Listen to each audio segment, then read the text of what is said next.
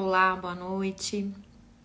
Sejam bem-vindos à página Sementes do Florescer e ao encontro com a criança interior, onde hoje vamos falar sobre o filme O Juiz e o tema será como mágoas e ressentimentos do passado nos impedem de sentir o amor no presente. Eu vou chamar a minha boa noite, Eupídio, boa noite para quem está chegando. Eu vou colocar aqui o tema da live, vou fixar. E o filme que nós vamos falar hoje é O Juiz. Então, deixa eu só colocar aqui. Já vou chamar minha parceira. Boa noite, Fê. Boa noite, Isaura. Vou chamar minha parceira Letícia Vidigal aqui. E eu sou, para quem não me conhece, eu sou Daniela Lopes, Gestalt terapeuta, discípula de Cláudio Naranjo e integrante da equipe do Instituto Gestalt de Vanguarda de Belo Horizonte. Então, deixa eu chamar a Letícia. Boa noite. Olá, boa noite, Dani. Tá me ouvindo? Sim, tô te ouvindo. Letícia, eu já me apresentei, então vou pedir para você se apresentar também, enquanto eu fixo aqui o comentário do filme e o tema da live. Então, boa noite, sejam bem-vindos. Gratidão a todos que estão aí hoje conosco. É muito bom estar aqui com vocês, mais uma vez nessa nossa oportunidade de falarmos dessa conexão com a criança interior. Eu sou Letícia Vidigal, eu sou professora e facilitadora de Ho'oponopono, especificamente do Ho'oponopono da identidade própria, o Ho'oponopono que foi modificado pela Morná Simeona no início do século XX. E hoje eu tenho a página Ho'oponopono Anjos, onde eu trago conhecimentos, onde eu trago a proposta mesmo, as ferramentas do Ho'oponopono como um método de cura, de resolução de problemas, de autoconhecimento e desenvolvimento pessoal. Então, é isso. Muito feliz de estar aqui com a Dani, nesse nosso projeto de conexão com a criança interior, através dos filmes. E como ela já disse aí, hoje, através desse filme, O Juiz. Isso aí. Se você quiser começar, Letícia, contar um pouquinho Tá bom. do filme. Então, hoje nós vamos falar sobre esse filme, O Juiz, que é um filme recente, um filme com atores muito bacanas, atores que eu gosto muito. E ele conta a história do relacionamento de um pai com um filho. Esse filho, a gente começa o filme vendo que ele é um advogado muito bem sucedido. Ele é o filho do meio. Ele é o segundo filho de 3 filhos. E ele é um advogado muito bem sucedido, um pouco sem escrúpulos para poder defender seus clientes. Então, ele está defendendo uma pessoa que é claramente culpada do que ela fez. Ainda assim, ele estava ali com disposição para poder atendê-lo, para poder defendê-lo na corte. Quando ele vê uma mensagem, ele vê que no celular dele há uma mensagem de áudio, ele escuta essa mensagem e pede para que o julgamento desse cliente dele fosse adiado, porque ele acaba de receber a informação de que a mãe dele faleceu. O juiz dá esse período para ele poder ir voltar para a cidade dele, uma cidade no estado de Indiana, uma cidade muito pequena, e que quando a gente chega lá, a gente vê que o pai dele é o juiz daquela cidade. Uma Letícia, pessoa... vou pensar um pouquinho que eu esqueci de um detalhe, pessoal. Eu vou desativar os comentários nesse instante para que a gente possa ver a Letícia de uma maneira mais fluida e a gente possa se conectar com ela melhor.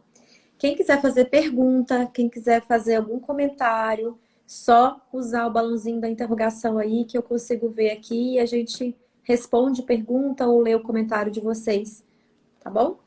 Desculpa, Letícia, só Maravilha. porque eu esqueci de... Não, sem problema.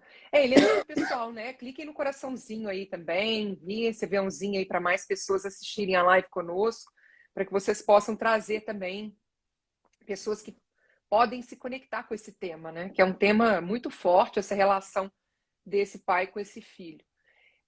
Então ele chega lá,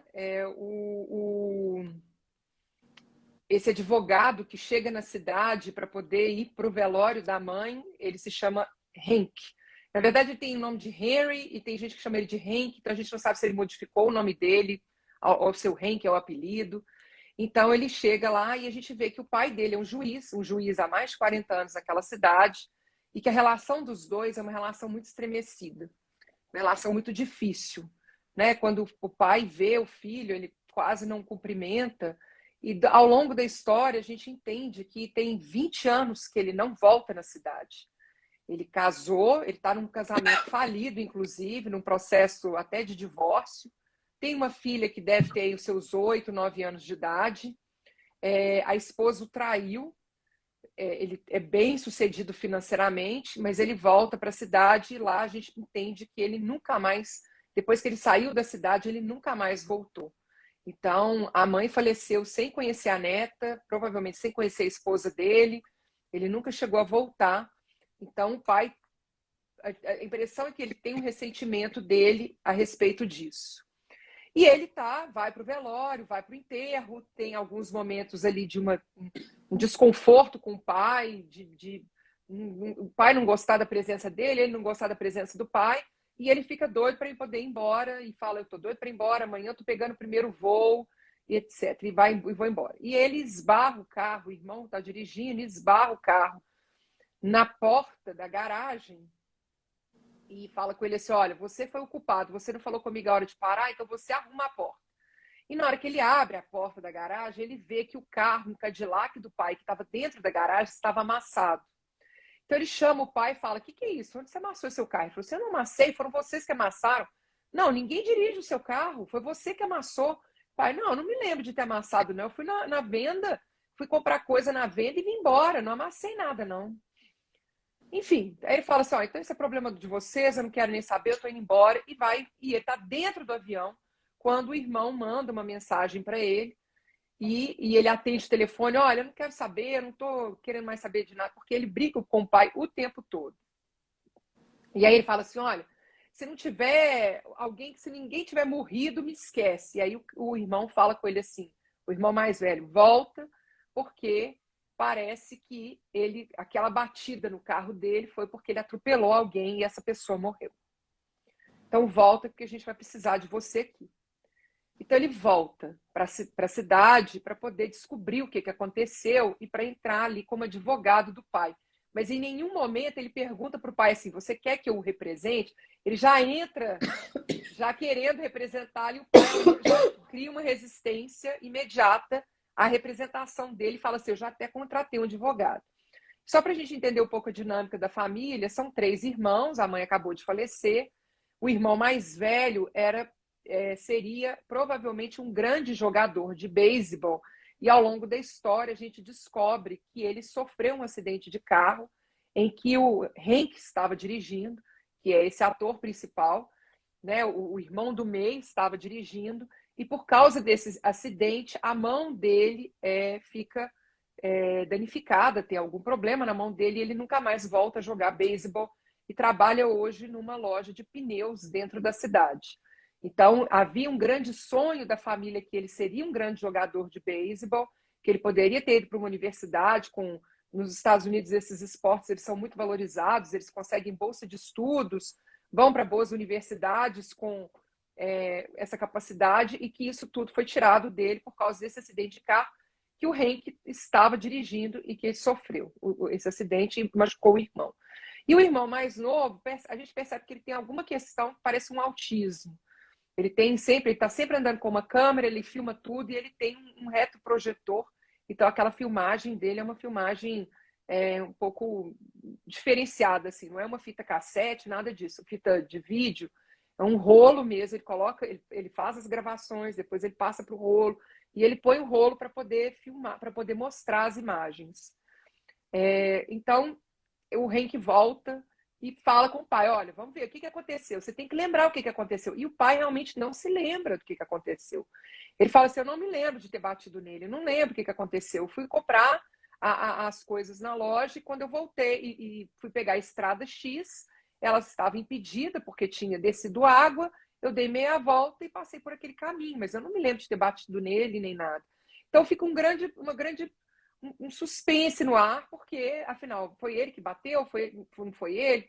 Só que chega um advogado de fora com o objetivo de acusar o pai de ter realmente matado essa pessoa, esse homem que morreu. E a partir daí, eles começam a identificar algumas indicações de que realmente foi o pai.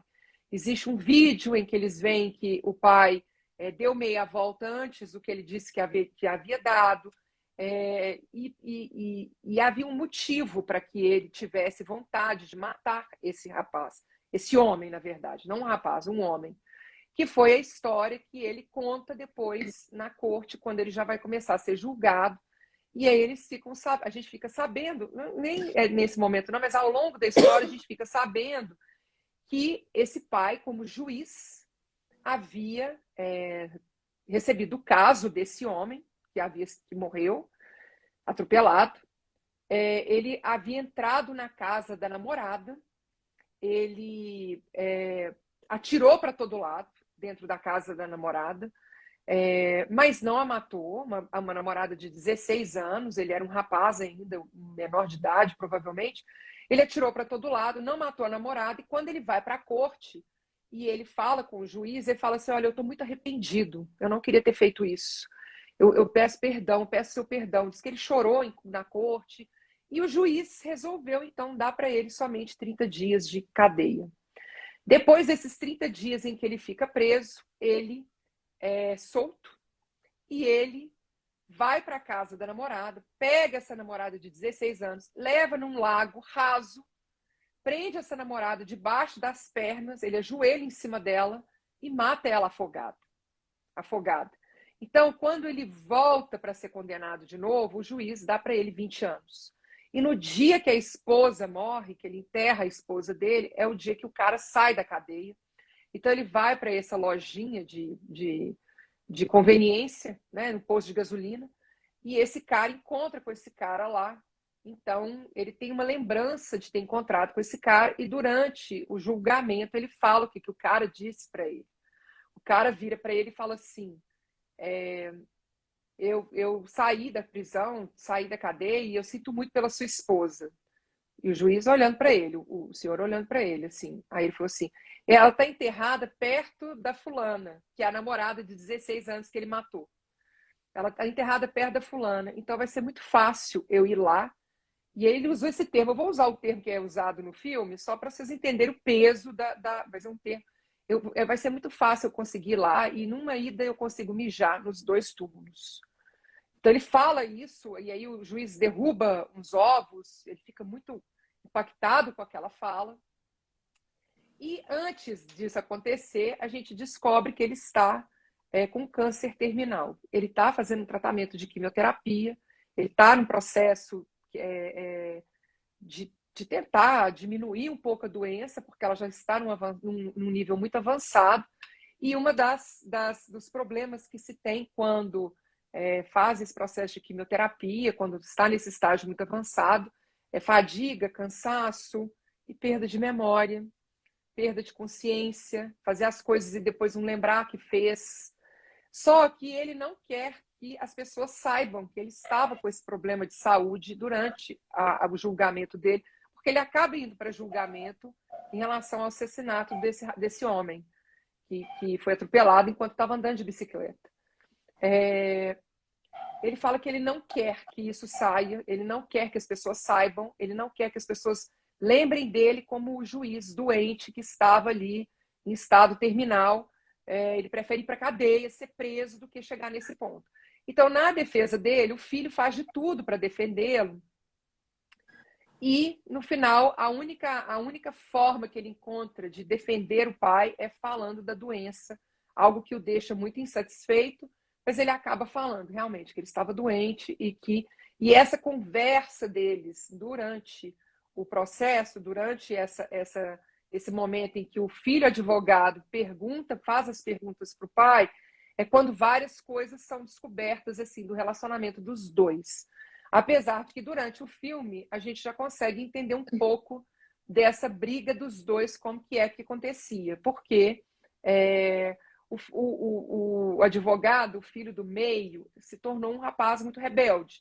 Tanto que ele parece que fumado maconha quando ele teve o acidente de carro com o irmão mais velho, teve o problema com a mão dele, o que o impediu de continuar jogando beisebol. Ele bebia, ele matava a aula, ele estava caminhando para um caminho que o juiz entendia que ele ia acabar se tornando um delinquente mesmo, né? Com práticas assim rebeldes demais.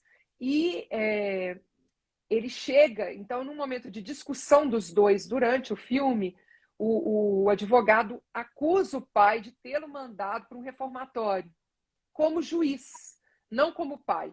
Ele vai para ser condenado pelo ato de vandalismo dele. Um advogado pede que ele faça trabalho voluntário, o pai fala: não, eu vou dar para ele tanto tempo no reformatório. E ele acaba sendo enviado pelo pai para o reformatório. Então ele faz esse questionamento para ele assim: eu não precisava ter ido para lá, você que me mandou para lá.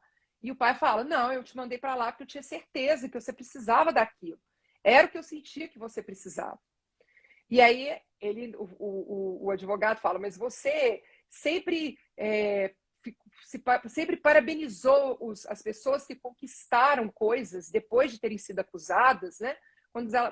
Quando elas eram soltas, quando coisas boas aconteciam, você trazia essas pessoas na corte, fazia todo mundo bater palma para elas, e você não foi na minha formatura, que eu me formei primeiro da classe na minha faculdade de Direito.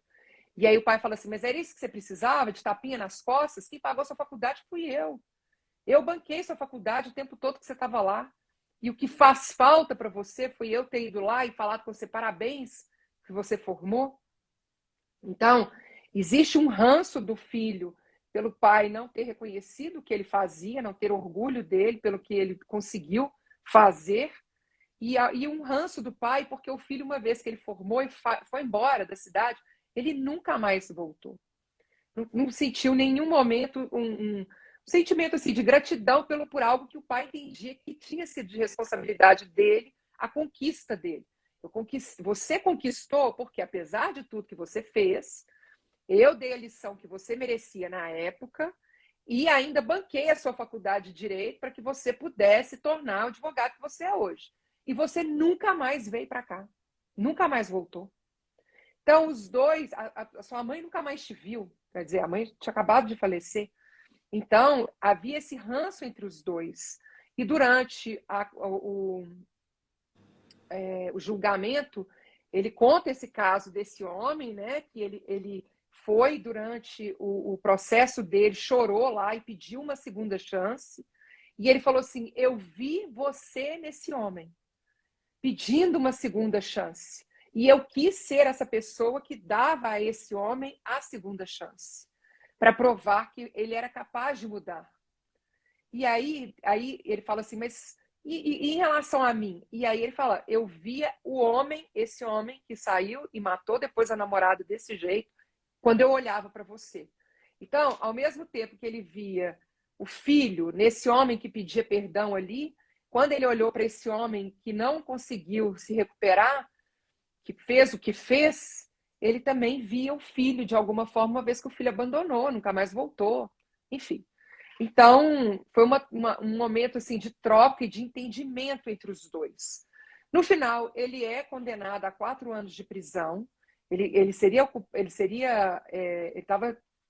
Havia uma possibilidade dele ser condenado a homicídio, eu não sei direito os nomes, né? Mas o homicídio intencional, que ele teve a intenção de matar.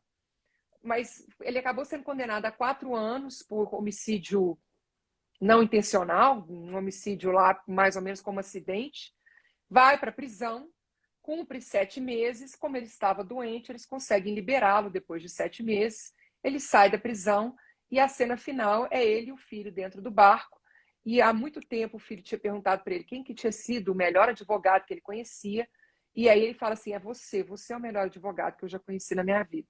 Então, o filho sente ali aquela emoção, né, daquele momento em que os dois estão ali juntos, e o pai acaba morrendo dentro do barco. Então, o filme termina com a morte do pai, junto com esse filho do meio, que foi esse filho que teve todo esse conflito, todo esse confronto durante a vida. Tem algumas outras historinhas aí. Volta, né? A filha vai lá, conhece o avô, ele volta a ficar com uma antiga namorada, mas a gente não sabe se. E no final, na verdade, essa não é a cena final. A cena final é ele praticamente mostrando que ele resolveu ficar nessa cidade dele. E ele entra no tribunal e ele olha para a cadeira onde o pai sentava e fica girando aquela cadeira. Então a gente tem uma sensação de que ele vai buscar esse lugar que o pai teve uma vez de ser o juiz daquela cidade. É a impressão que a gente tem, ou é alguma coisa em relação com o pai ali, de olhar para aquela cadeira e lembrar do papel que o pai teve ali como juiz. Então esse é o final do filme. É isso. Grata, Letícia. Como de praxe, eu vou comentar algumas cenas, né, que me tocaram, e a Letícia também depois vai comentar as cenas que tocaram ela. Me toca no filme algumas cenas quando, antes até dele ir para o enterro da mãe, a relação dele com a esposa e a relação dele com a filha, né? Ele. Gente, me desculpa, eu tô com uma tosse aqui muito chata, mas enfim, vamos seguir. Ele tá lá molhando as hortênsias lá, que para ele é uma representação da mãe, e depois a gente entende, né, que a mãe tinha esse hábito de cultivar hortênsias e cuidava muito, então era um laço, um vínculo que ele tinha com a mãe dele. E ele discute com a esposa, né? Porque a esposa o traiu, eles começam a discutir, e a esposa fala que ele fala que vai tirar a menina da esposa, que ele vai pegar a guarda da menina, e ali ela começa a perguntar para ele quem que é a professora, qual que é o nome da professora dela, qual que é a cor que ela mais gosta, qual a comida que ela mais gosta. Então ali no filme, já no início do filme, já me chama a atenção que a gente percebe que ele trabalha muito, né? Ele se tornou um excelente advogado de defesa e muitas vezes defende pessoas que cometeram grandes equívocos, né? Então ele é um advogado que, como a Letícia disse no início, não tem muito escrúpulos, assim. Ele faz de tudo para defender o cliente dele e muitas vezes pega pessoas que realmente cometeram fraudes, né? O que o cliente que ele tá defendendo no início do filme, que aparece, é um que cometeu uma fraude muito grande. Então, me toca ali de saber, assim, como ali já me chama a atenção a dificuldade dele de aproximar, de ter contato, né? Ele pega, coloca o trabalho como foco principal da vida, é casado, tem uma filha que a gente vê que ele gosta demais da menina, que ele é muito apaixonado por ela, mas ele não sabe nada da vida da filha, né? A menininha ainda oferece para ir com ele, pergunta o que é a morte, conversa, e ele fala da morte, fala do avô, e ela pergunta do avô, e aí ela fala, tô achando tudo muito complicado, eu acho que é melhor eu ir com você. Olha como as crianças são, o amor que as crianças sentem pelos pais também. Então ali fica muito claro para mim essa dificuldade de relacionamento, né? Tanto com a esposa quanto com a filha, que é o que aparece no primeiro momento. Depois, quando ele vai para o enterro da mãe, que ele chega e que o juiz chega, ele chega antes do juiz, o juiz cumprimenta todas as pessoas com um abraço e chega perto dele, bem secamente assim, e dá um aperto de mão. E ali a gente já começa a ver, perceber como existe uma relação difícil entre pai e filho e como isso é, como para ele, como é um ressentimento para o ator principal, né? Porque ele comenta com os irmãos, ele abraçou todo mundo e ele só me deu um aperto de mão. E ali as farpas já começam a serem trocadas. E ele tenta ficar ali na casa, o quarto dele é todo ocupado com tralhas, muitas tralhas, né? Ele não tem espaço no quarto dele, é o único quarto que foi ocupado com tralhas. Então a gente vê o ressentimento dele muito forte ali em relação ao pai. É uma relação próxima relativamente próxima com os irmãos, principalmente com o irmão mais novo, é onde ele demonstra mais afeto, né? Que esse irmão a gente percebe que tem um atraso motor ali, aliás, um atraso psicológico, não motor, um déficit, né, cognitivo importante. Então, parece que é a pessoa que ele tem mais carinho, mais demonstração de carinho. Porque o irmão mais velho, eles também têm umas divergências, né? E aí o filme segue e me chama muito a atenção um dos momentos que tem um tornado passando e estão todos, né, no sótão, lá no porão, né, no porão da casa, na verdade. E aí o irmão tá passando cenas da infância. E aí aparecem cenas dele com o pai, de abraço, de carinho. E aí a gente vê como ele desarma aquela fisionomia defensiva e agressiva que ele fica o tempo todo, porque é uma fisionomia muito fechada. Então ali ele sorri, ele tem lembranças, a gente percebe que ele é tocado no coração dele. Ele e o pai, né? Os sobrinhos comentam, o irmão comenta, o irmão mais novo comenta também, o irmão mais velho, mais novo. Então ali a gente sente que existiu uma conexão ali. O pai sorri quando vê pegando ele no colo, ele, né, as cenas dele criança. O filho também sorri. Então a gente percebe que na infância existiu amor, existiu essa conexão e que ela se perdeu depois, no decorrer do filme a gente entende, quando ele se tornou um adolescente rebelde, né? Então, nessa cena, o pai, eu não lembro o que que acontece, ele passa alguma coisa, acho que relacionada à mãe, né? E alguém comenta e o pai pede para destruir todos os filmes e não sei o quê. O pai briga com o irmão mais novo, tem uma É confusão. porque, é porque começa a mostrar cenas do acidente de carro que eles sofreram. Não foi Verdade. exatamente a cena da família. A cena da família acontece, tem todo esse carinho, né, por aquelas cenas, por aquilo que estava acontecendo, mas Verdade. depois, na filmagem, passa a cena do carro destruído, a ambulância levando, e aí o pai fica nervoso e pede para desligar. Isso. É verdade, grata. Então, assim, ali naquele momento a gente já percebe que aquilo foi muito forte para o pai, né? Aquilo foi, assim, foi o motivo para o pai, porque tem o motivo do filho e o motivo do pai. Para o pai, é como se fosse a gota d'água, né? E ali ele fica muito bravo e pede para o filho destruir todas as fitas, que ele não quer mais ver, joga o negócio para o alto e sai no meio do tornado, assim, né? Do contexto do tornado. E o Hank, ele vai atrás do pai e eles começam uma discussão na cozinha. Essa discussão na cozinha é onde onde aparece a verdade pra gente e um pro outro. A verdade é dita, né, de uma forma muito rude, mas ela é dita.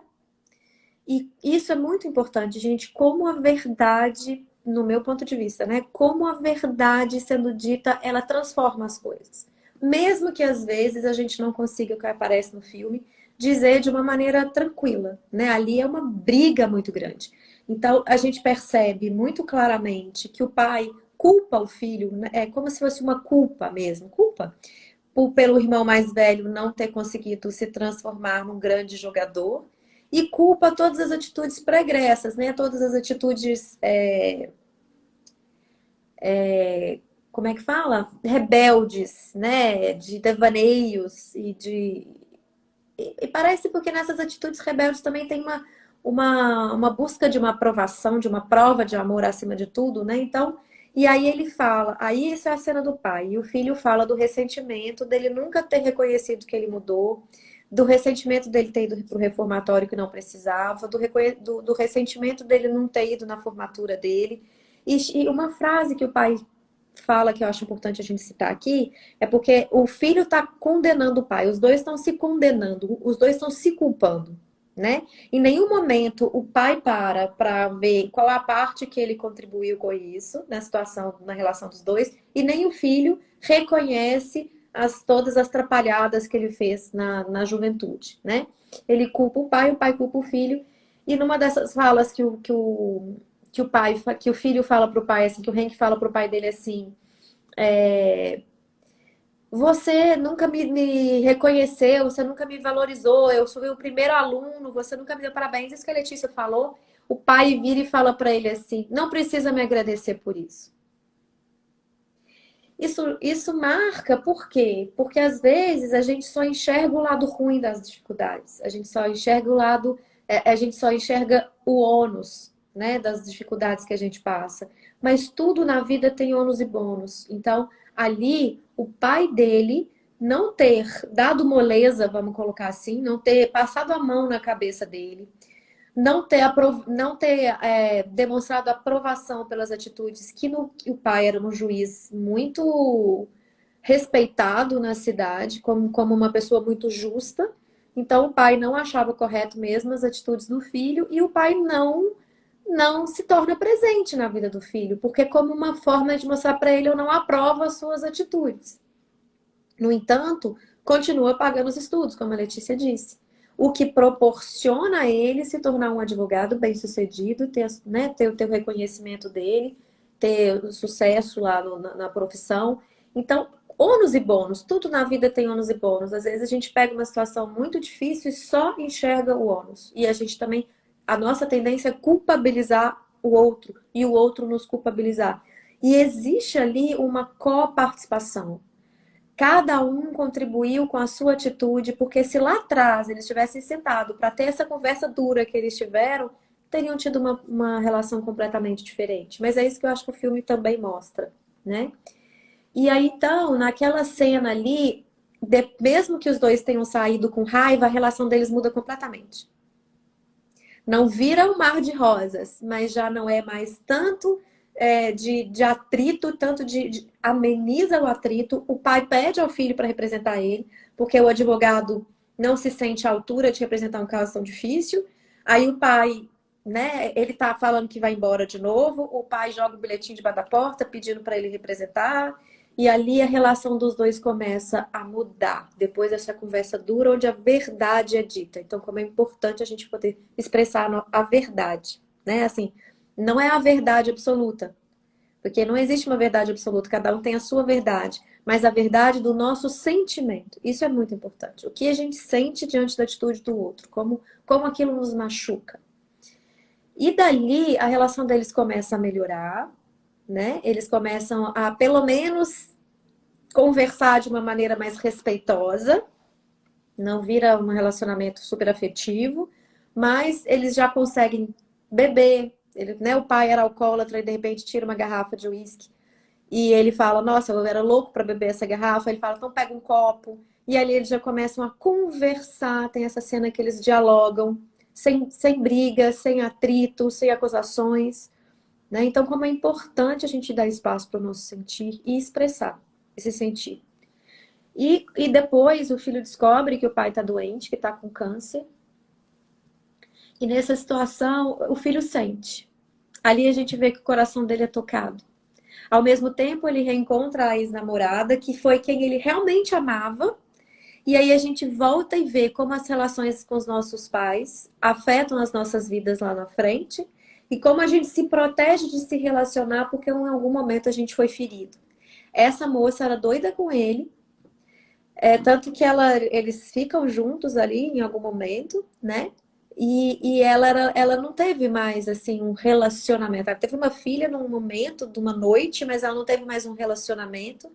E ela fala pra ele que ele sumiu da noite pro dia. Por quê? Porque ele também gostava dela. Ele sabe que ele gostava dela. Tanto gostava que eles começam a se encontrar e a se relacionar.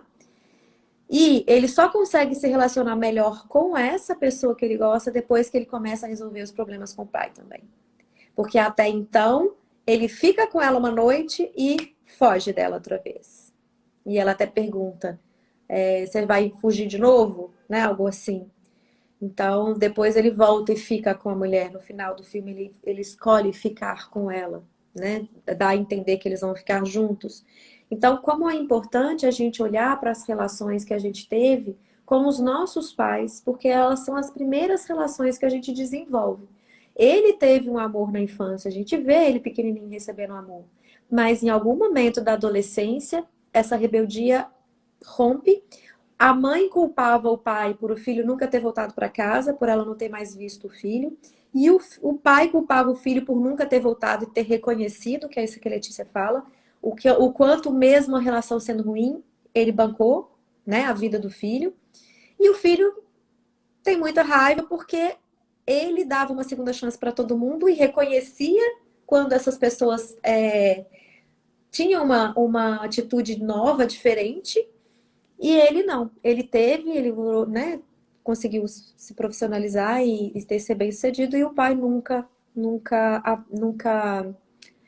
considerou isso, nunca admitiu, né, que o filho mudou, saiu daquela atitude rebelde e tudo bem, ele não foi por um caminho muito que a gente, né, não vamos entrar nesse lugar porque o filme nem mostra tanto assim, se em algum momento ele defendeu pessoas honestas e tal, mas ali a gente está falando da maneira como ele se tornou um bom advogado, mesmo que tenha sido para defender pessoas que não são inocentes, mas e aí o pai provavelmente também não aprova por isso, né? Porque ele não foi defender mocinho, vamos colocar assim.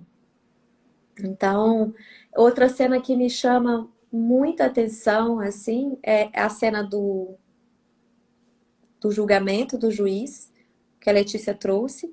O pai, quando olhava para aquele rapaz, que ele deu somente 30 dias no início, mesmo que ele tenha dado tiro para tudo quanto é lado, via o próprio filho e tentou acolher o outro, né? As projeções que a gente faz, como se fosse o próprio filho. Ele fala uma frase assim: eu tentei dar para ele o que eu gostaria que alguém tivesse dado para o meu filho, naquele momento, na segunda chance. E ele dá e o cara mata. E aí ele vê, talvez porque o filho defendia pessoas que não eram inocentes, ele vê que depois que ele condena a 20 anos, que ele fica vendo o filho no cara o tempo todo, tanto nas atitudes que ele gostaria de dar uma segunda chance, quanto nas atitudes de não aprovação do que o cara fez. Então, essa cena é muito forte, né? Ele chora, entende, o filho chora ali. Pela primeira vez, acho que ele escuta o que o pai sentia, mas também tem ressentimento do pai não ter reconhecido que ele mudou. E quando a gente fala sobre adolescência, a gente fala o seguinte: a adolescência é um lugar que as coisas mal resolvidas da infância tomam lugar de novo como uma maneira de restituir, da vida traz uma maneira de restituição. Então, essas cenas me marcaram muito.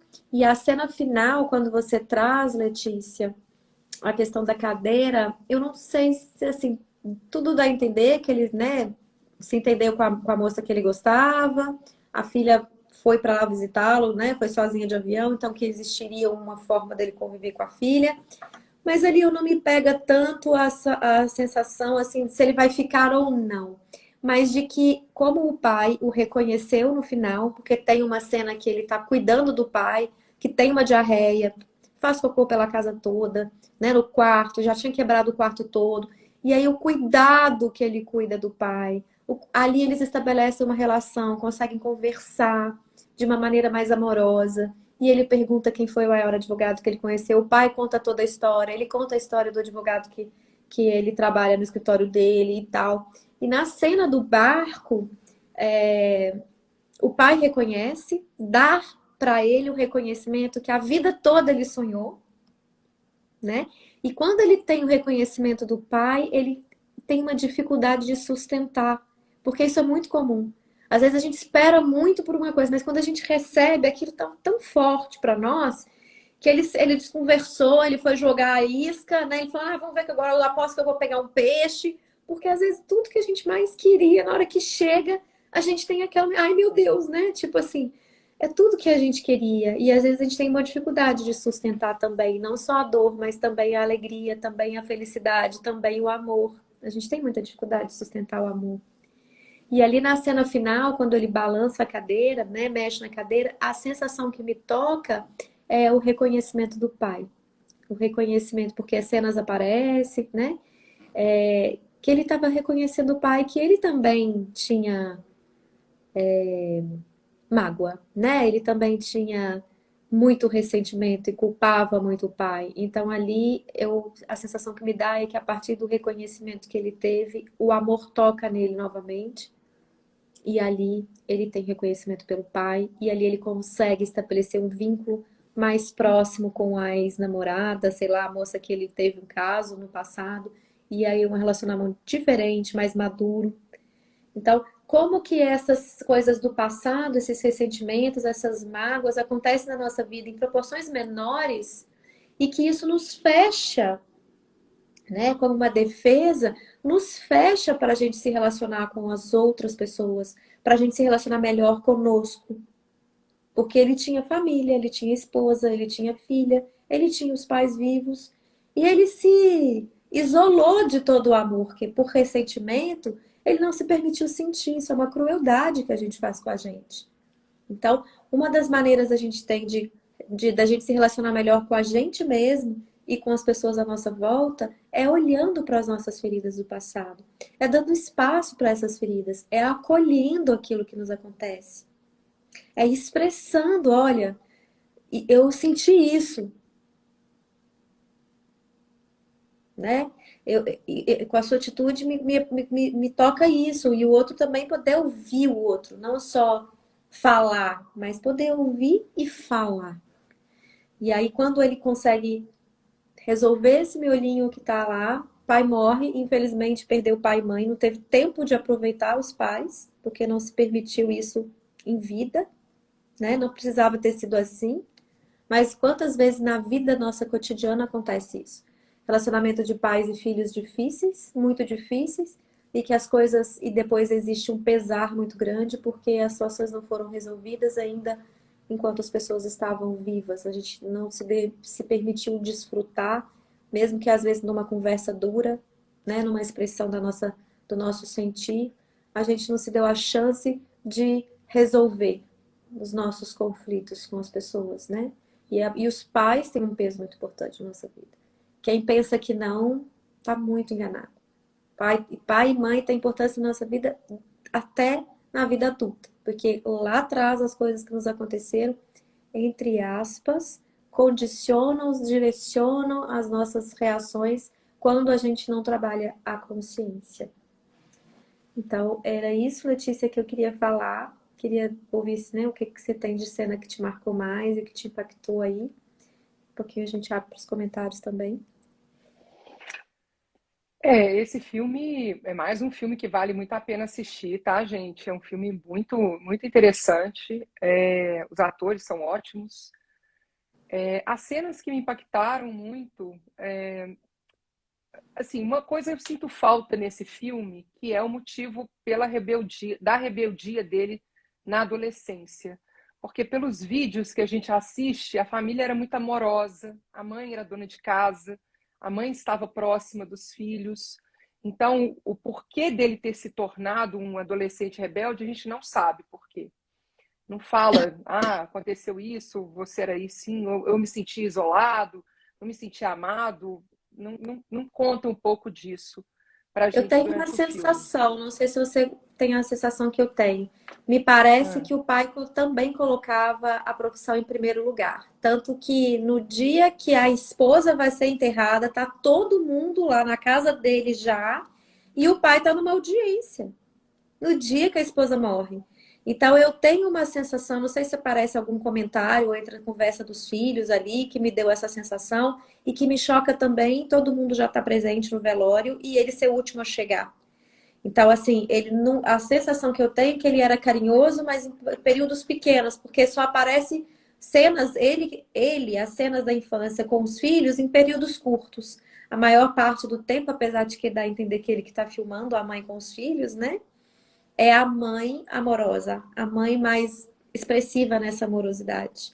Então, me sim. dá a entender isso, né? Que em algum momento ele não se sentiu esse ressentimento aí, desde. É.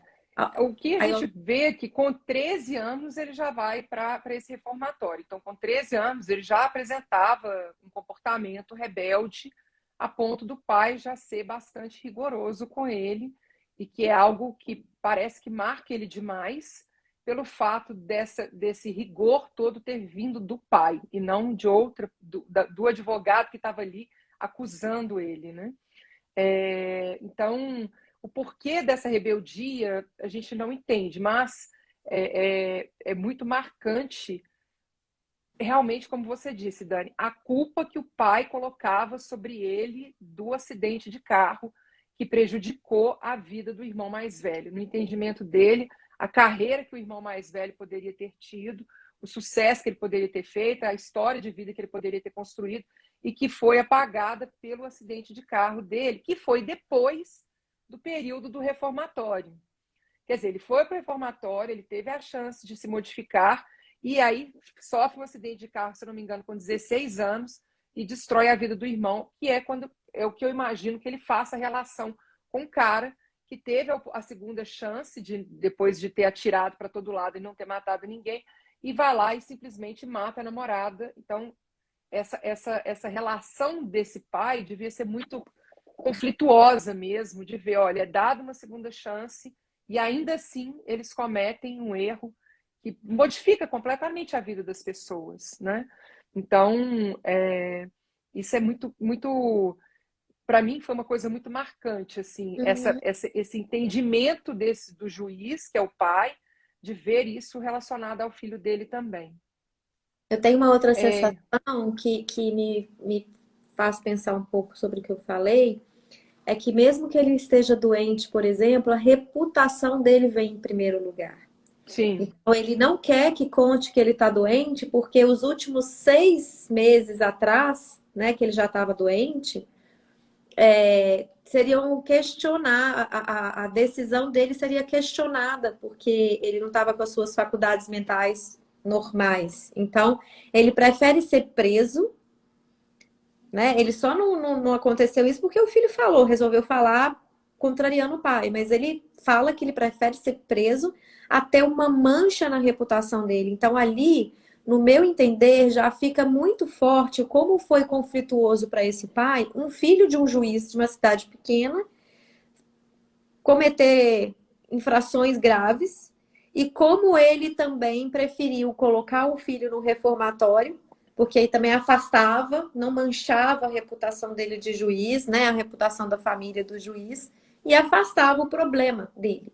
Então, assim, eu fico pegando esses ganchos que eu estou citando aqui e fazendo conjecturas aqui, porque é o que é muito comumente acontece. Fica muito claro que a reputação dele é algo assim que ele que ele não quer, é muito né? valiosa para Muito ele. valiosa. E muito provavelmente ele criticou e condenou muito esse menino na idade de 13 anos. Que naquela época de 13 anos ele não estava fazendo todas aquelas loucuras. A gente não sabe o que é que ele estava rebelde. Depois ele realmente foi mexer com droga, bateu o carro e tal. Mas quantas outras pessoas passam na adolescência por tantas dificuldades e não têm esse tratamento, né? Então, para mim, fica muito forte essa questão dele ser juiz numa cidade pequena e ter uma reputação a zelar.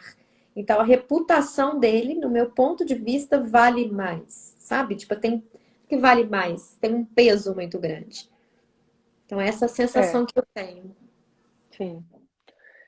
Enfim, a gente fica na sensação mesmo, né? Porque a gente não sabe exatamente o que aconteceu nessa infância, porque os irmãos são unidos, eles têm uma boa relação, né? O irmão mais velho não culpa de nada, em nenhum momento a gente vê o irmão mais velho dele falando assim: você estragou minha vida podia ter sido outra. Não, ele casou, tem esposa, tem os filhos, ficou na Tá cidade, feliz conviveu com a lá com a família. vida que ele tem, né? Feliz com a vida, o irmão mais novo, super carinhoso, super tranquilo. Então, assim, um relacionamento muito saudável entre os irmãos, que não parecia que um era mais valioso do que o outro. Não, o pai via o irmão mais velho como uma grande potência lá, uma grande possibilidade no beisebol, mas não dá a entender que por causa disso ele falava assim: eu gosto mais desse do que de vocês. Não dá Mas essa foi uma impressão. grande frustração do pai, né? Aí que O eu fato acho dele que ter sofrido o reforça mais a acidente. questão da reputação, entendeu? Sim, não, Porque eu se penso que imagina. no momento. Não, mas a minha questão é a seguinte: no momento em que ele começa a ser o adolescente que dá o trabalho e que aí começa a queimar, manchar a reputação do pai por ser filho do juiz, assim, eu entendo o ranço, o ressentimento do pai, mas ele não desistiu do filho. Ele Sim, bancou a faculdade dele depois, né? Tanto dentro é do... que ele fala: olha, eu banquei para você, eu paguei tudo. Você queria que eu fosse lá e ainda desse tapinho nas suas costas? Quer dizer, uma dureza muito grande com ele, mas dentro de um entendimento dessa história que ele trouxe da adolescência. O que no filme não mostra é por que ele chegou a fazer o que ele fazia na adolescência. Isso a gente Sim, não entende, uma vez sim, que a visão que a gente tem da família é esse pai muito duro, muito rígido, com essa reputação, afinal de contas, ele era juiz, não era um cargo qualquer. Né? Ele estava ali decidindo a vida das pessoas, se elas iam para esse rapaz mesmo, que depois ele acaba realmente acertando o carro da bicicleta, ele condenou a 20 anos de cadeia. Né? Então, assim, ele estava ali decidindo a vida e a morte das pessoas, o que ia ser da vida delas. Então, essa dureza dele, né, até nesse cargo, e o fato dele ter sido rígido com ele no momento em que ele passa a ser rebelde. Mas até ele ser rebelde, a gente não entende qual que é o processo, qual A que é a gente sabe história. o que virou a chave, né? Porque até então Exatamente, aparece porque numa ele família. amoroso com todos os filhos, né? Exatamente, amoroso, pescando, a mãe muito amorosa. O próprio pai Sim, fala, sua mãe era dona de casa, ela não tinha como fazer nada. Quem tomava as decisões, quem bancava tudo era eu. Se você estava na faculdade, por mais que você amasse sua mãe e sua mãe te amasse, ela não tinha como bancar. sim, Então, claro.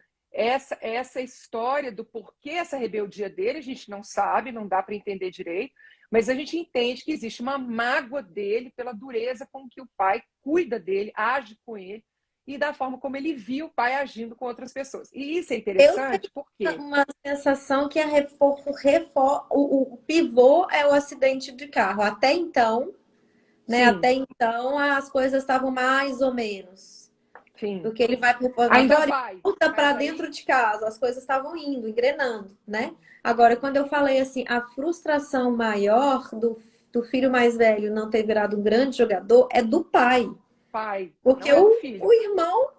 Então, assim, É, eu acho que juntou ali a gota d'água, a cereja do bolo, foi a frustração que o pai teve, porque quando ele manda pro reformatório, é como se ele tivesse dito assim: eu vou te mandar 30 dias, igual o cara lá, né? Vou te prender e vou te dar uma segunda chance. Então, eu te mando pro reformatório, te dou a segunda chance. Aí você vem e tem um acidente de carro e tira a chance do seu irmão ser um grande sim, jogador. Então, que isso traria muito orgulho pro pai, né? O irmão se tornar um sim, grande jogador traria muito orgulho pro pai. Então, ali, como a gente sim, vê também, como esse pai, que é o que a gente fala muito aqui, que os pais também têm suas crianças feridas, né? Como o pai, com as suas sim, crianças feridas, não consegue. Tô só lendo o comentário da Arlete aqui. Não consegue lidar com a situação, né? Não sim, consegue. Não é que ele não queira, ele sim, tem amor pelo filho, a gente vê que tem, mas não consegue se. A comunicação não se faz pelo amor. A comunicação se faz pela rispidez, pela culpa, né? Pelo ranço, pela frustração, pela revolta, sim. faz pelo desamor mesmo. A Arlete comentou assim: boa noite, meninas. Ovelha Negra revela a dinâmica das famílias. É isso. É isso também, Arlete, porque as ovelhas negras, a gente tem como ovelhas negras, mas essas ovelhas negras são talvez a salvação da família, porque se não forem elas com as rebeldias dela, né?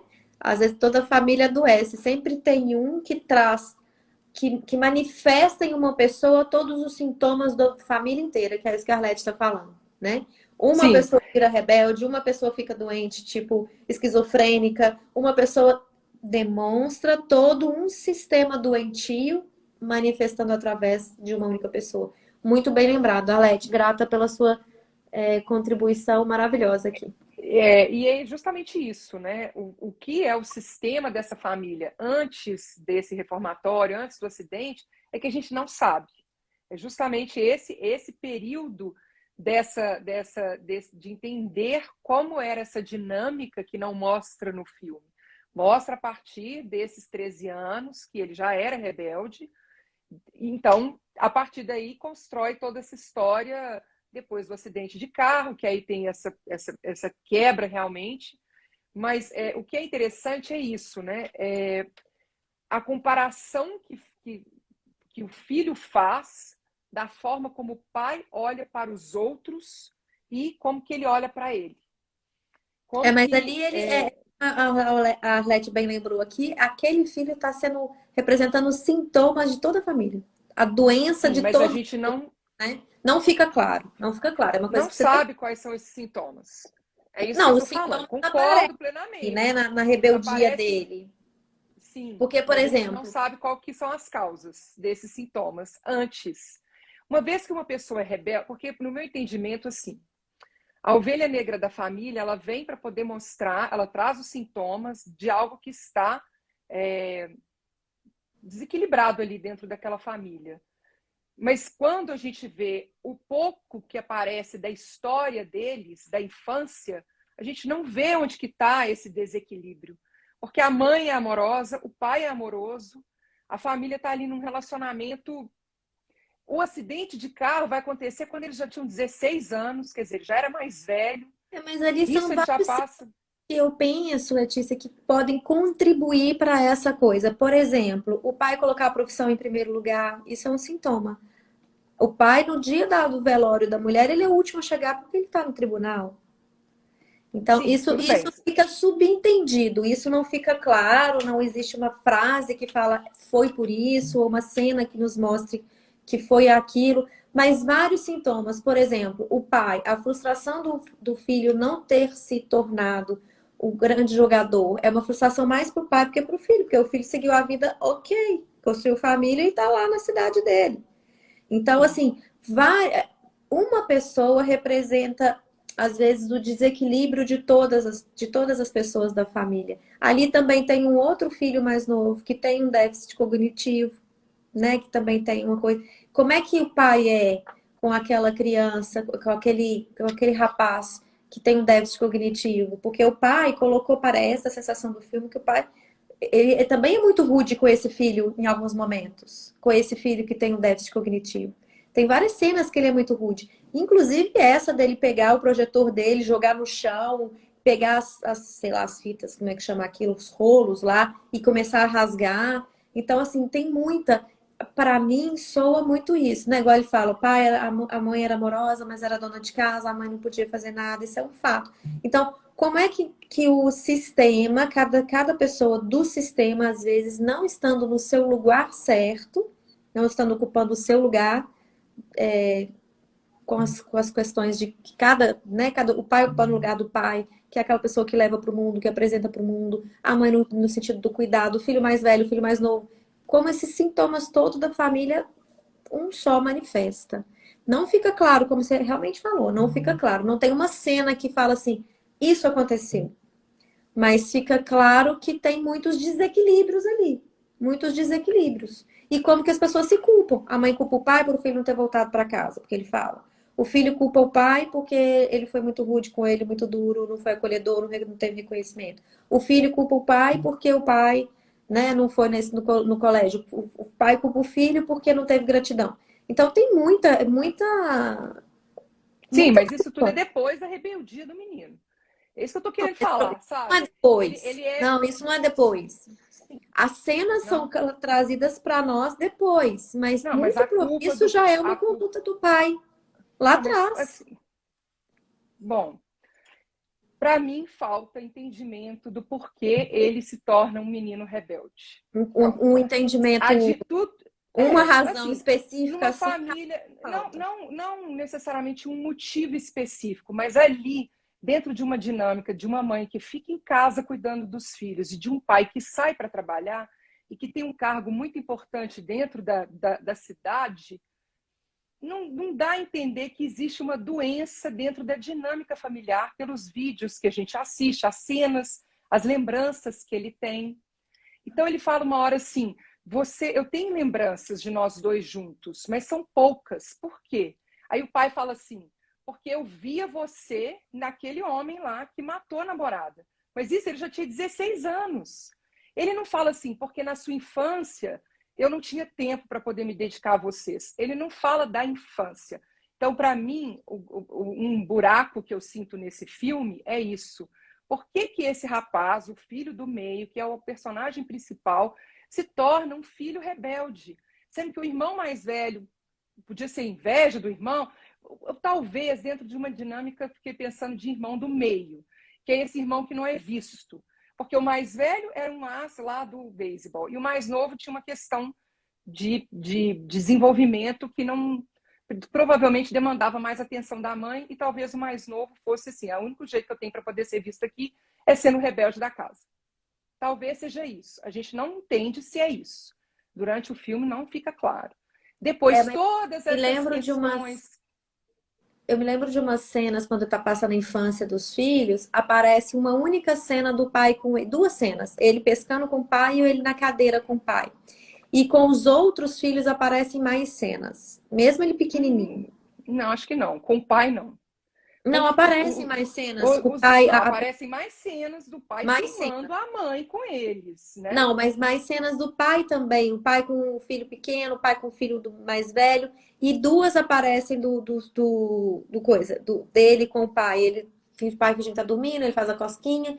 Quer dizer assim, não fica claro, mas se a gente olhar uma visão sistêmica, tem várias hipóteses ali, né? Sim, De mas elas não ficam claras, é isso.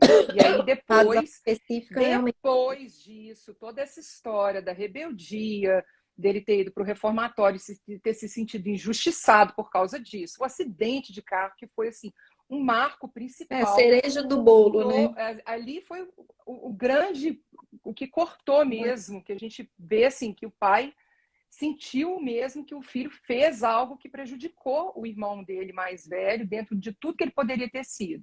Aí você entende aquela história ali depois disso, né? Mas até então fica nessa especulação mesmo nossa aqui do que poderia ter acontecido para que ele se tornasse esse filho rebelde. Mas, enfim, dentro das cenas, então, isso foi uma coisa que eu senti falta do filme, de entender, né? Talvez essa fala assim, eu não era visto e eu precisava aparecer de alguma forma, por isso a minha rebeldia. Não, isso não é falado.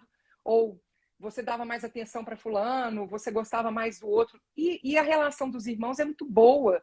Os três têm um bom relacionamento. Não existe mágoa, não existe ressentimento entre eles. É realmente do filho com o pai. E aí, o que eu ia falar antes também era o seguinte, como que é essa questão de quando a pessoa é o pai, como você mesmo disse, né? Como que essa figura do pai, da mãe é importante para a nossa vida, dentro daquilo que a gente, da forma como a gente quer ser visto e ser tratado. Porque uma das mágoas do ator principal, do Hank, era com os outros, você parabenizava pela superação dos desafios. Com os outros, você chamava as pessoas que tinham ou saído da prisão e tinham recuperado suas vidas, ou superado alguma coisa, e botava todo mundo ali dentro para aplaudir essa pessoa. E no meu caso, você não foi nem lá ver minha formatura do primeiro da turma. Eu fui o primeiro da turma e você não foi lá ver. Então, como que é esse peso mesmo pelo fato de ser pai, de ser mãe? Como que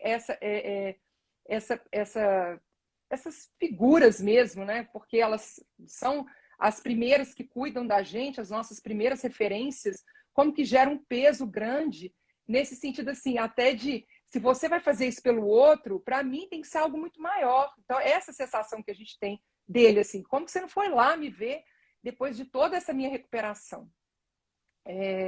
Então, é interessante a gente observar isso mesmo, né? Qual a expectativa que a gente tem da atitude de uma pessoa que, porque tem esse título de pai ou de mãe na nossa vida, acaba trazendo para a gente mágoas, bloqueios, um ressentimento que a gente fica carregando e aí acaba carregando para qualquer pessoa que seja importante para nós, porque quando é pai e mãe, a gente espera uma forma diferente de ação. Então, isso para mim foi uma coisa que me marcou muito nessas cenas, né? Dele falar assim, olha, com os outros você fazia, você acontecia, você era possível para os outros, mas para mim, nem lá para poder me parabenizar, você não foi. E a outra cena foi uma coisa que você falou aí também, que é quando ele fala assim, você foi duro, ele não fala exatamente isso, mas você me mandou para o reformatório, você foi duro comigo e você foi pior comigo do que com essas outras pessoas. E aí ele fala, você pode me agradecer depois. Que é exatamente, já no entendimento do pai, a história que o pai conta na cabeça dele, é o que você disse. Você é bem-sucedido, você conquistou o que você conquistou, porque eu agi com você dessa forma. Porque se eu não tivesse agido com você dessa forma, você poderia ser um desempregado, um mendigo, você poderia ser um garçom, você poderia ser uma pessoa que não era tão bem sucedida quanto você é hoje. Então, muitas vezes, os pais fazem, e aí eu vejo isso por muito lado da mãe, né? Como mãe hoje. A gente faz acreditando que nós estamos fazendo o melhor realmente para o filho, pensando nesse mundo, nessa realidade que eles precisam enfrentar e o que eles precisam de capacidades aí para poder realmente enfrentar esse mundo. E nem sempre a gente acerta essa balança, né? Do que é o tanto de amor que eu dou e o tanto de rigor que eu dou.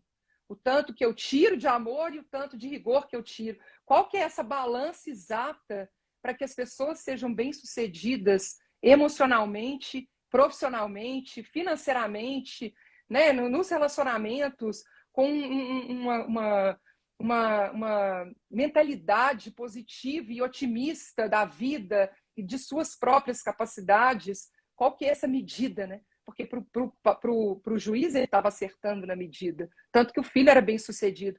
Mas, em contrapartida, essa parte emocional, essa dor que ele carregava, que o advogado carregava, o impedia de se relacionar bem com a esposa, o impedia de ter bons relacionamentos com as outras pessoas, o afastava das pessoas. A única pessoa que a gente sente ali que ele tem um vínculo próximo e um bom relacionamento é com a filha mesmo. A filha, realmente, ele conseguiu trazer para mas perto nem dele. sabe, mais ou menos, né? Ele tem Mas uma não sabe nada a Mas respeito não sabe dela, nada da né? vida da filha. Então, a gente É um também entende relacionamento... na fala da esposa que ele também não é muito presente. Ele também repete, e aí às vezes a gente condena no pai, porque o que você falou aí também me soa que o pai não se dá conta do egocentrismo que ele tem, né? Então, por exemplo, assim, eu trouxe aqui, são dois lados da moeda.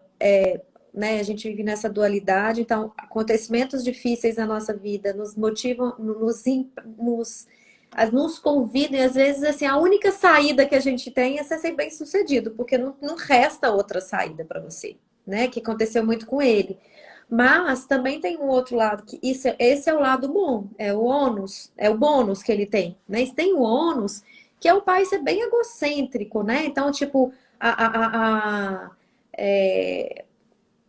assim, a imagem dele é muito importante. E se o filho fez o que fez, chegou a ser um bom advogado, não reconhece nenhum mérito do filho, fala porque eu paguei sua faculdade. Então tem muito Eu paguei. egocentrismo ali, né? Você só chegou onde você chegou porque eu paguei. É muito egocentrismo. Então, assim, a manifestação ali, né, que fica me parecendo assim, passa muito por esse lugar desse egocentrismo que o filho repete. E isso é muito comum quando a gente critica uma atitude dos nossos pais, quando a gente tem uma mágoa e a gente rechaça uma conduta dos nossos pais, muito comumente a gente ou repete igualzinho, porque é uma maneira de falar assim, meu pai é muito ruim porque ele era assim, egocêntrico, vamos colocar aqui. Se você se torna uma pessoa egocêntrica, aí você é um jeito de você, indiretamente e de uma maneira inconsciente, você mostrar que o seu pai não é tão ruim assim. Você trazer o pai para o coração de alguma maneira distorcida, torta, através do desamor, mas é. Porque se eu sou egocêntrica, igual meu pai, e eu não sou uma pessoa ruim, porque a gente não se acha uma pessoa ruim, né? Todos nós aqui, a gente tem uma conduta da gente achar que a gente tem uma razão de ter feito alguma coisa que a gente fez. Ah, eu briguei, eu xinguei, mas porque eu tava nervosa, porque eu tava de TPM, porque eu tava num dia ruim, porque sei lá o que tinha acontecido, tava, sei lá, perdi o emprego, não sei, cada um tem uma razão, a gente sempre tem uma razão para fazer alguma coisa. Então a gente não é uma pessoa naturalmente ruim. A gente nunca pensa que a gente fez isso e muitas vezes a gente não faz mesmo, alguma coisa que, né, que a gente não soube controlar emocionalmente, que teve uma reatividade. Mas ele se torna um grande egocêntrico. Tanto que quando ele está discutindo com o advogado rival lá no início do filme, ele se coloca lá, assim, o rei da cocada preta, repetindo a mesma conduta que o pai, como juiz, né? Da imagem, da questão, assim, da importância da imagem. Então, assim, é também ele também repete um pouco desse egocentrismo do pai lá na vida pessoal dele. Então, assim, tem muita. Sim. Esse filme a gente poderia ficar discutindo aqui, nossa, horas a fios. Ele é muito rico. Ele Você quer é comentar mais muito. alguma coisa, Letícia? Eu ativei os comentários aqui. Não. Acho que é isso mesmo. Então, pessoal, se vocês quiserem comentar conosco, nos interessa muito saber o que vocês sentiram quando a gente traz essa abordagem da nossa visão diante de um filme, né? Porque essa é a minha visão e a visão da Letícia, como a gente enxerga a vida, o crescimento, os desafios. Então, como vocês se sentiram quando a gente traz isso, traz essa explanação e a gente, né, deixa aqui também a sugestão. Assistam um filme depois dessa live, porque isso é muito legal vocês também tirarem as suas próprias conclusões do que foi que levou o juiz e o filho a, né, o juiz tratar de maneira tão diferente esse filho do meio. E a Arlete trouxe uns comentários aqui, depois que eu falei a questão da ovelha negra, ela falou exatamente. Então, se alguém quiser contar para nós como está se sentindo, se fez sentido aí para vocês, se reverberou alguma coisa, se vocês se lembraram de algo. Nós estamos aqui para ouvir vocês. Também, se quiserem tirar alguma dúvida, tá? Nós estamos também aqui uns minutinhos à disposição. Enquanto isso, o próximo filme, nós vamos fazer A aqui gente já tinha escolhido, né? Na semana passada, já foi até votado, ia ser até na essa outra, semana. né? Na É, semana passada não teve. é, Eu na esqueci qual retrasada. foi o nome do filme, você lembra? Não, mas era um filme mais leve. É um filme que fala umas cenas da criança interior, é um filme mais. Não lembro qual era, não. Vamos ver se alguém que estava aí lembra para nós.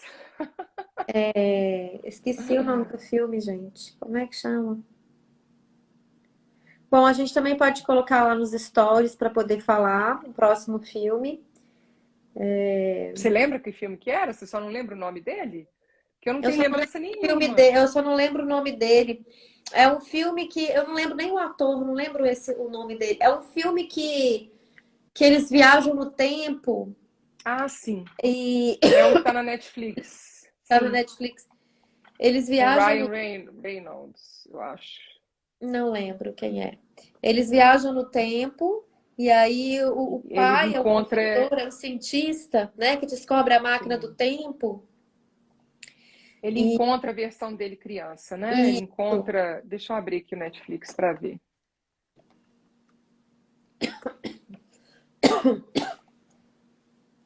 Lembrei qual filme que era, mas eu não lembro o nome dele também, não.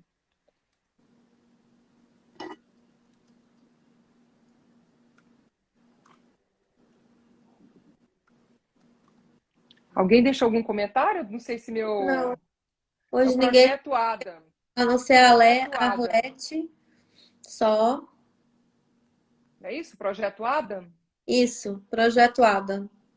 Esse é um filme bem leve, ficção científica, bem aguinha com açúcar, um filme bem.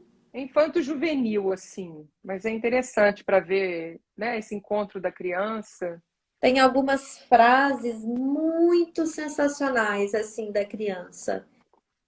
Umas frases muito marcantes, que eu acho que vale a Sim. pena a gente trazer.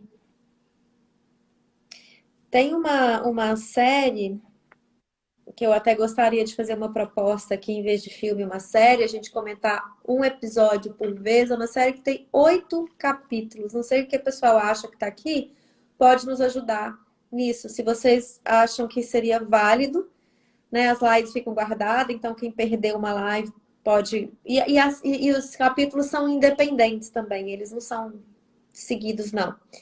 Que chama. Olha para mim, por favor, Letícia, você está com a Netflix aberta aí. Uma Nova Mulher, se eu não me engano. Eu acho que chama Uma Nova Mulher. Essa série é muito legal. É uma série sistêmica, onde vai aparecer exatamente a questão da infância, os problemas que acontecem na vida,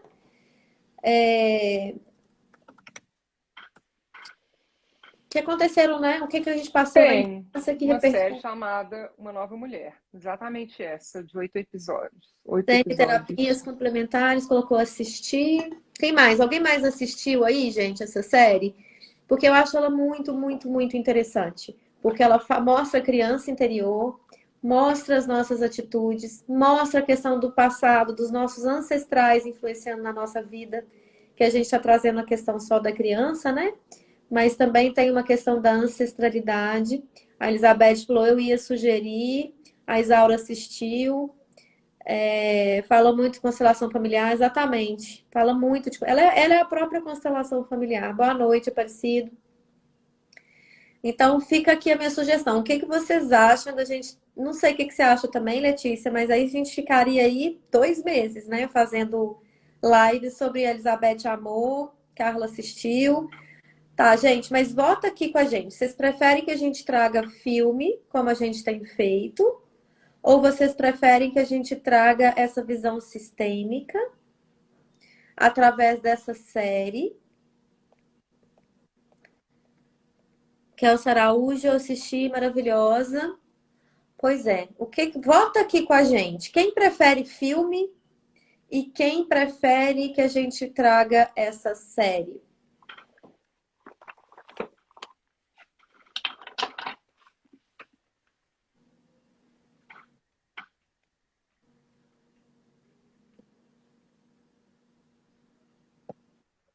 Espera, de quem que eu vou...